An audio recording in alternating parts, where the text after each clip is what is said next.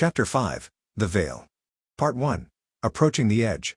The road north curved like a scar across the land, half swallowed by weeds and cracked from years of neglect. For the last few hours, the landscape had begun to shift subtly.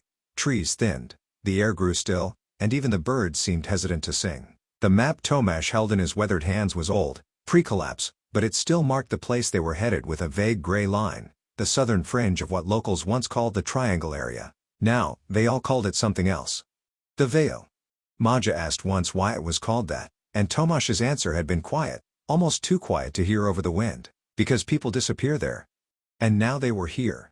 A broken road sign marked the edge, hanging askew on a single rusted bolt. Whatever town name had once been written there was scorched off by fire or sun, or both. All around them, nature had reclaimed what it could, but in strange, incomplete ways, rows of dead trees stood unnaturally straight, like forgotten soldiers in a dead war. Grass grew in unnatural patterns, some areas barren and black, others lush and waist-high. Jens checked the rifle again, not because he expected trouble, but because silence like this begged for noise. They saw the barrier just before dusk, a perimeter fence, barbed and bowed from age but still stretching out across the land like a warning. Parts of it were torn, twisted by time or desperate hands. Along some stretches, signs still clung to the mesh. Warning, lethal response zone, no entry. Think it still works? Amelia asked. Tomasz didn't answer at first. He stared at one of the signs, squinting. Doubt the response systems are still online. Power's probably been gone for years. But that's not the same as saying it's safe, Maja muttered. They found a breach 20 minutes later. Not natural, cut clean through with plasma or wire tools, long ago. The edges were rusted but precise. Someone had come this way before. They stepped through into the veil just as the sun touched the horizon. No alarms, no gunfire. Only silence. Part 2. The Silence Within. It took only a few steps into the veil before the world felt wrong. Sound died here. Even the wind seemed to fall quiet once they passed through the barrier. No birds, no insects. The only noise came from their boots crunching on gravel or scraping across old, moss-covered concrete. The ruins of an old military checkpoint sat just beyond the fence. Towering walls of reinforced steel and concrete, mostly collapsed, but still formidable. One gun turret hung uselessly from a bent mount, its long barrel aimed at nothing. The glass of its camera lens was shattered. Why would anyone build this? Amelia asked, her voice small. Not to keep people in, Tomasz replied, but to keep the world out. Inside, the land was a strange mix of decayed modernity and untouched wilderness. Office buildings, their windows shattered, were overrun with vines. Streets were cracked but walkable, littered with the rusting skeletons of electric cars. Occasionally, they passed signs of life, but old life. A rusted cooking pot on a broken stove, a half-collapsed tent long since emptied. Then came the cameras. Still mounted high on poles, with cracked lenses and faded red lights. Most were dead, but a few had that eerie stillness, as if they could flicker to life at any moment. Someone watched this place, Jen said. Maybe still do, Maja added. They found an old data terminal near a collapsed bunker entrance. Tomasz couldn't resist. With careful fingers, he powered it with a hand crank unit they'd brought. To their surprise, the screen flickered to life. Lines of corrupted text scrolled down, then a logo. Concordia Network, status, disconnected. Beneath it, an error message. Automated response suspended. Manual override required. Looks like whatever ran this place. It didn't shut down the normal way, Tomasz said. Amelia leaned over. What was Concordia? Tomasz shook his head. Old world military tech, maybe. Or private security. Hard to say. They left the terminal, but not the unease. The deeper they went, the more unnatural the silence became. Amelia whispered that it felt like the buildings were watching. Tomasz didn't laugh. He felt it too.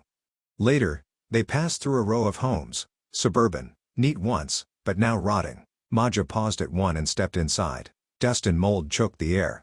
A child's drawing was still taped to a wall. A house, a family of 4, and a sun smiling in the sky. She took it down, folded it carefully, and said nothing. That night, they camped in the remains of a municipal building.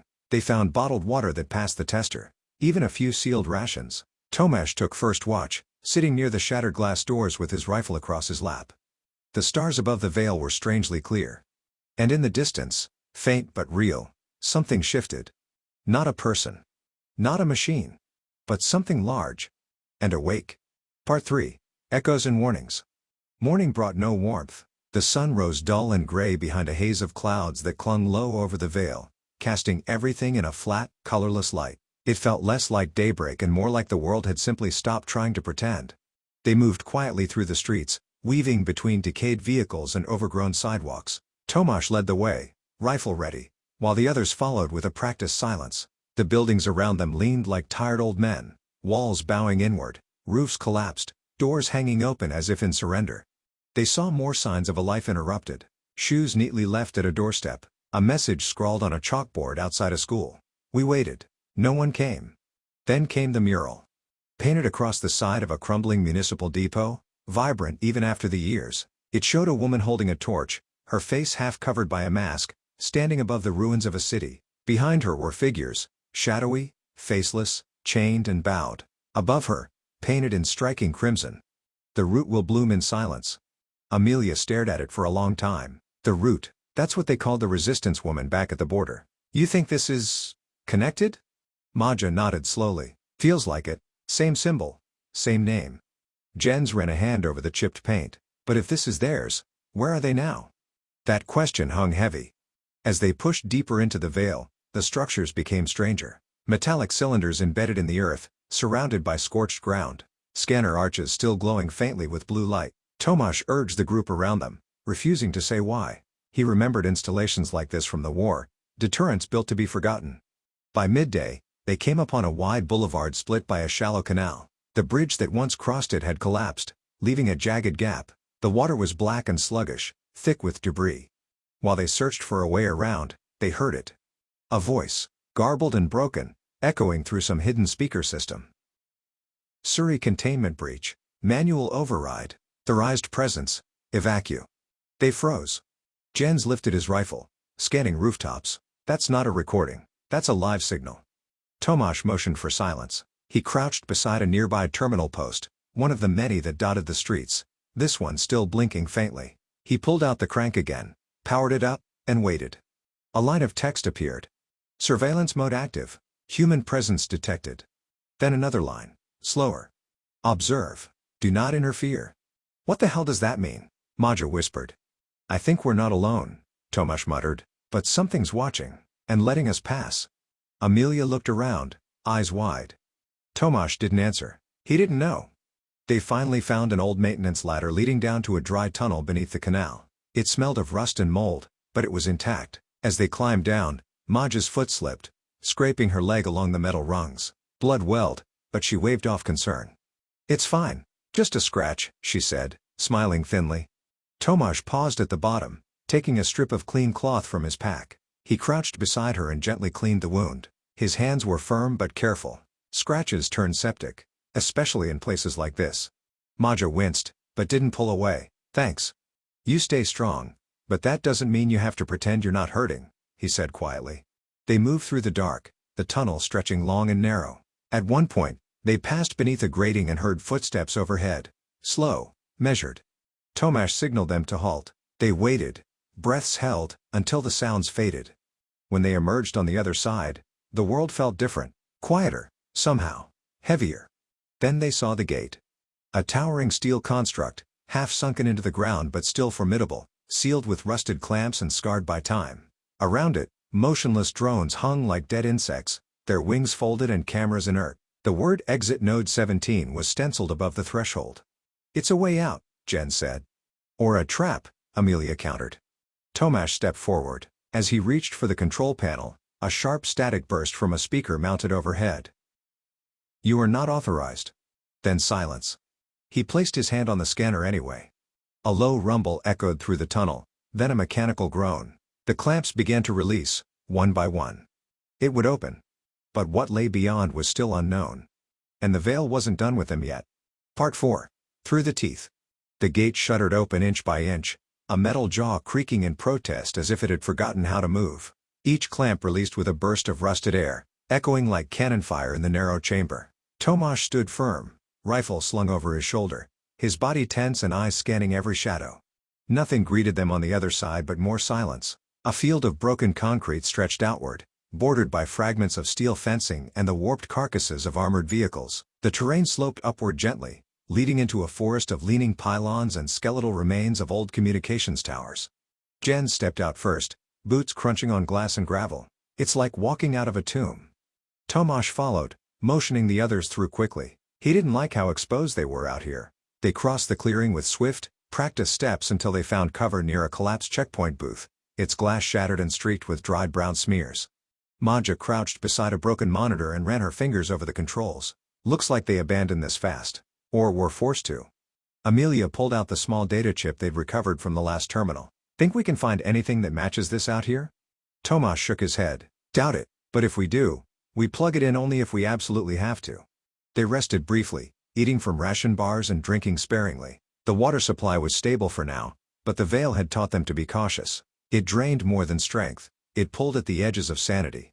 As they moved on, the landscape shifted again, gradually greener, but in unnatural ways. Ferns grew in tangled knots, larger than they should be. Trees bent toward the ground in arcs, as if weeping. A strange humming filled the air, just below hearing, more felt than heard. Amelia froze as she spotted something. There's movement, she whispered. Tomasz lifted his scope. Through the broken frame of an office building ahead, he saw a figure, tall, thin, wrapped in dark fabric. It didn't move like a scavenger. Too smooth. Too patient. It's watching us. They doubled back, cutting through an alley between two collapsed buildings. No pursuit came, but the sensation of being hunted lingered. Night fell too fast. They set camp in an old parking garage, sealing the entrance with an overturned truck. Tomasz set up sound traps, simple threads with empty cans, and took first watch. The others huddled in silence. No one spoke of the figure. Hours later, a soft rattle stirred him. One of the traps. He raised his rifle, heart thudding. A long shadow passed by the opening, then disappeared. When dawn came, nothing remained. But etched into the side of the truck was a crude symbol, a root, twisting into a downward spiral. The root had been here. And someone, or something, was still watching. Chapter 5, The Veil. Part 5, Shadows and Echoes. The deeper they ventured into the veil, the thicker the silence grew, until it felt like the air itself was holding its breath. Even the wind seemed to shrink away, leaving an eerie stillness that pressed against their eardrums. Tomasz's senses sharpened, every nerve taut, every shadow a potential threat. The usual forest sounds, the rustling leaves, distant bird calls, were gone, replaced by a suffocating quiet. They moved cautiously in single file, boots crunching softly over a cracked asphalt road long forgotten by time. The crumbling edges of the road were tangled in roots and moss, and patches of grass had pushed through fractures, reclaiming what man had once conquered. Nature was creeping back, but unevenly, almost as if parts of the veil resisted it. Maja's gaze flicked constantly to the tree line. She noticed small signs of recent life, broken branches snapped low, footprints half hidden in soft earth, a faint, bitter smoke scent hanging in the air. Someone's been here, she whispered. Tomasz nodded, tightening his grip on his rifle. Could be scavengers, or worse. Jens pulled his jacket tighter, his eyes darting nervously. Feels like the kind of place where you don't want to linger. The group pressed forward, tension mounting. The veil was not just a physical barrier. It was a crucible of fear and forgotten violence, a place where the world's worst had been left to rot, and no one dared to return.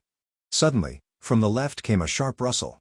Quick, deliberate. Tomasz froze, raising his rifle with practiced ease. Maja's hand went to the knife at her belt, eyes narrowing. Two figures slipped from the shadows, thin, ragged, faces half hidden under hoods. Their movements were wary but desperate. Tomasz whispered, "Scavengers, or worse." They watched silently as the pair passed within a few meters, their presence a ghostly echo of the veil's past. One carried a battered backpack, the other cradled what looked like a makeshift spear. Neither noticed the group. Once the strangers vanished into the trees, Tomasz exhaled sharply. They're not alone in here. Maja crouched, tracing a series of broken twigs and flattened leaves. Look here. Heavy boots. Recent. Not from our group. Tomasz knelt beside her, peering at the ground. Maybe a patrol. Or bandits. The forest around them pressed in, shadows twisting beneath the gnarled branches. The group felt eyes watching, unseen but certain. Night began to fall, casting long, trembling fingers over the land. They reached a clearing with a fallen wooden post, half covered in moss and vines. A carved symbol stood out faintly, a twisted root entwined with a broken circle. The root, Tomasz said under his breath. Maja's eyes widened. The resistance group? Or a warning, Tomasz replied grimly. They set up camp carefully, making sure to clear the area of debris. Tomasz took first watch, rifle resting across his knees. The fire's flicker threw wild shadows on the trees, and every snap of a twig or rustle of a leaf made his heart race. He stared into the darkness, the silence growing heavier. The vale felt alive, not with animals, but something else, something waiting. Suddenly, a low howl broke the quiet, a long, mournful sound echoing through the forest. Maja stirred, gripping her knife tightly. "Wolves," she said, voice barely above a whisper. "They've come back, and in numbers." Tomasz nodded. "Not just wolves. The vale hides more than ghosts." He glanced back at the others, their faces tense and pale in the firelight. The journey was far from over. The vale was a place where the past lingered and danger waited in every shadow. But giving up was not an option. As the fire burned low, Tomasz's thoughts drifted, of home, of the village of Jorte, and of the fragile hope that still pulled them forward. The howl faded into the night, but the echo lingered, unsettling every soul around the dying fire. Maja's fingers trembled slightly as she wrapped her arms around her knees, staring into the dark tree line. "They've been moving closer," she said quietly. "We're not just passing through their territory anymore, we're in their home." Tomasz's jaw tightened. He understood the unspoken truth. Wild wolves, growing bold and hungry, were a deadly problem. Packs this close meant little chance for safe rest or easy passage. He stood and stretched, looking up through the thinning canopy at the silver glow of stars. The vale held secrets older than anyone alive, secrets buried beneath barbed wire and concrete ruins, and now, those secrets were awake again. "Sleep in shifts," Tomasz ordered, voice low but firm. "No one lets their guard down. Not here." Jens nodded and moved to help set up a rough perimeter with sharpened sticks and spare wire, creating a crude barrier around their small camp. It wouldn't stop a determined wolf, but it might buy seconds. Maja caught Tomasz's eye. "Do you think the wolves are worse than the bandits?" He shook his head. "Both are threats, but wolves don't negotiate." Amelia, who had been quiet, finally spoke. "And what's out there besides the wolves? The feeling in this place?" Tomasz looked at her, understanding the question beneath the words. The vale felt unnatural, like a wound in the world. "Whatever's here, it's been waiting for us," he said grimly. Night stretched on. Tomasz's shift was filled with distant howls, eerie and close, the rustle of unseen movements just beyond the firelight. He kept his rifle ready, senses honed, every nerve alert. Sleep was a stranger. When dawn finally broke, pale and hesitant, the group gathered their gear. The fire was reduced to smoldering embers, the camp packed with careful efficiency. Every movement was slow, deliberate, exhaustion heavy but tempered by the drive to survive. Maja took a deep breath. "We should move before the wolves regroup." The path ahead was uncertain. The vale was a labyrinth of danger, natural predators, unseen watchers, and the ghosts of a world long gone. As they pressed forward, Tomasz noticed a faint trail beside the road, fresh tire marks, half hidden by dirt and leaves. Someone else was using the vale. "Not just scavengers," he muttered. "This place is being used." The group exchanged uneasy looks. The vale wasn't just a deserted wasteland, it was a battleground for control. Maja squinted into the distance where the forest thinned and jagged shapes loomed, the ruins of an old industrial complex, half swallowed by vines and moss. "We're close," she said, "but it's going to get worse before it gets better." Tomasz nodded. "Keep your eyes open. The route may be near, or worse, those who hunt them." A cold wind stirred, carrying a faint metallic scent. The vale had secrets, and they were beginning to unravel. Part 6. The Root Shadow. The ruins of the industrial complex came into view, towering rusted frames and crumbling concrete walls tangled with ivy and moss. It was a carcass of a world long dead, but signs of recent activity were clear: fresh footprints in the dust, discarded tools, and makeshift barricades patched from scrap metal. Tomasz motioned for silence as the group slipped closer. "This is it, the Root's hideout, or what's left of it." Jens scanned the perimeter with his rifle, eyes sharp. "Looks like they're still here, just less visible than we expected." Maja crouched beside Tomasz, whispering, "Do you think they'll help us?" He shook his head. "The Root isn't charity. They fight for their own, and they ask a price." Amelia fingered the old pendant around her neck, a token of lost hope. "Maybe we can offer something in return." Before Tomasz could answer, a low murmur rose from within the complex, voices, cautious but resolute. A slender figure appeared in the shadows, her face sharp and wary. "Who's there?" she demanded. Tomasz stepped forward, hands raised slightly to show he meant no harm.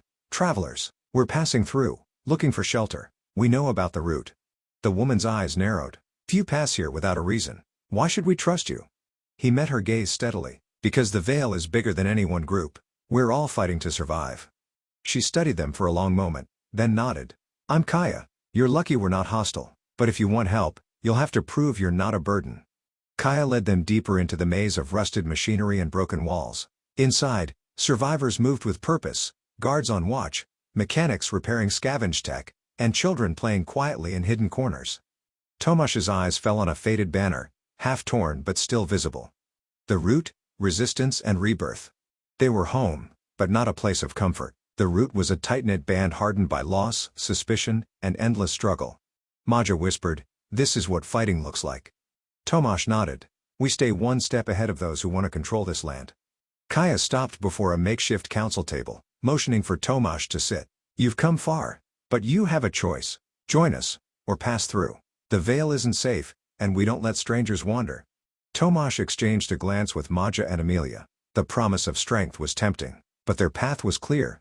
"We're grateful," Tomasz said slowly, "but our destination is further north, Jorte. We can't risk being tied down." Kaya's eyes hardened. "Then be careful. The Veil watches, and it never forgets." The meeting ended with wary nods and cautious goodwill. Tomasz felt the weight of their warnings settle like a stone in his gut. As they prepared to leave, Kaya handed Tomasz a small, crudely drawn map. "This might help." He pocketed it, the edges worn and smudged. A lifeline in the unknown. Outside, the wolves howled again. Closer, louder. They moved on, stepping deeper into the Veil's shadow. Part 7, The Crossing. The night was heavy, thick with a silence that felt alive, watching, waiting. Tomasz crouched beside the small fire, the embers glowing like distant stars in the dark. Around him, the group was restless, their eyes darting toward the Veil's border, where the fence had long since vanished into shadows and forgotten ground. "We can't stay here much longer," Tomasz whispered, voice rough from lack of rest. "Dawn's coming, and so are the wolves." Maja shifted closer to him, wincing as the tender scratch on her arm throbbed faintly beneath the sleeve. Tomasz noticed and gently touched the spot. "Still bleeding?" "Just a scratch," she said, trying to sound braver than she felt. Jens tightened the grip on his rifle, scanning the darkness beyond. Amelia checked their supplies silently, her face pale but steady. Grandfather sat slightly apart, silent but alert, as if he carried the weight of every step they had taken. The Root had been a brief spark in their journey, people who fought back, who refused to disappear into silence, but Tomasz knew their fight was different. His family's battle was to survive, to protect the girl they had rescued, to find a home. The Veil was a place of ghosts and memories, once a zone of control, now a limbo where the past and present clashed. Tomasz remembered the data terminal from days before, the flickering words of Concordia network and warnings that still echoed through broken corridors. He sighed. "We're not warriors. We're survivors." The group rose together, moving cautiously toward the river that marked the edge of the Veil. The moon was just a sliver in the sky, and shadows danced like specters on cracked asphalt. Suddenly, a low growl split the silence. "Wolves," whispered Maja, clutching Tomasz's arm. From the darkness, a pair of glowing eyes appeared, then another, then a dozen. The pack was large, hungry, and patient. Tomasz raised his rifle, voice steady. "Back slowly. Don't run." The wolves circled, their breaths steaming in the cold air. Tomasz's heart hammered as he scanned for an escape. A fallen fence post, sharp and jagged, lay nearby. One wolf lunged forward, teeth bared. Jens fired a warning shot. The sharp crack echoed through the night. The pack hesitated, then regrouped, stalking toward the group with calculated steps. Maja stepped back, stumbling over a root. Tomasz caught her, steadying her breath. "We have to move, now." Together, they edged toward the river, the sound of rushing water growing louder. The wolves prowled closer, their growls mixing with the night. Tomasz grabbed the broken fence post and held it ready, heart pounding. When the first wolf lunged again, he swung hard, the wood connecting with fur and bone. The pack snarled, but the group fought with desperate strength. Finally, the wolves broke off, retreating into the forest with a last warning growl. The group didn't wait to see if they'd return. They scrambled down the riverbank, cold water rushing around their boots, until the trees thinned and the outlines of a village came into view. Jorte. The village lay quiet under a pale dawn, smoke curling from a distant chimney. But Tomasz could see signs of struggle, barricades, scorch marks, and the distant flicker of watchtowers. They paused at the edge, breathless and battered. "We made it," Maja said softly, eyes wide. But this is no homecoming, Tomasz replied. Not yet. He looked at the faces around him. Worn, weary, but alive. The road had been rough, the veil darker than any of them imagined. But ahead, in Jorte, was hope, and a new fight. The rough road back was far from over.